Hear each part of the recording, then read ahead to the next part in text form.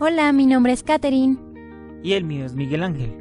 Juntos pertenecemos al Grupo de Investigación en Control Electrónico de la Universidad Distrital Francisco José de Caldas. Hoy queremos compartir con ustedes algunos conceptos sobre lo que el grupo ha denominado control por medio de escalamiento temporal. Para entender cómo funciona, imaginemos un auto que busca alcanzar una velocidad de 60 km por hora. Primero, a una aceleración lenta. Imaginemos además que tomamos una muestra de velocidad cada 10 km por hora, la cual marcamos con un triángulo. Ahora a una aceleración media y marcamos con un cuadrado.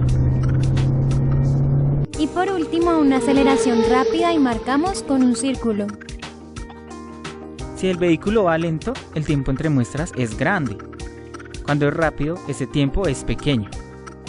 Pero, ¿qué pasa si en lugar de utilizar la escala de tiempo utilizamos una que solo se preocupe por observar el orden en que se toman las muestras?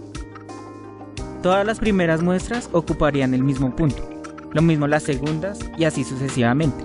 Es decir, los tres comportamientos se verían iguales.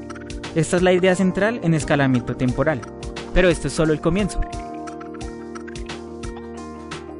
Este escalamiento se le aplica a un sistema, el cual se quiere controlar. Por ejemplo, la temperatura en un horno. Dado el tiempo de respuesta de este sistema, bastaría con tomar una muestra cada minuto, porque es lento, pero en lugar de hacer esto, se construye un modelo matemático del horno, solo que más rápido, y se muestrea también más rápido. Pero, ¿para qué hacer todo esto? La idea es utilizar las habilidades extraordinarias que tenemos los humanos para controlar, aunque estamos limitados a situaciones no muy rápidas o no muy lentas. Así la persona controla el modelo del horno, desde un computador a una velocidad cómoda para él, en lugar de aburrirse con los cambios lentos en la temperatura. Enseguida se utiliza una red neuronal para que aprenda lo que hace la persona al controlar el sistema escalizado.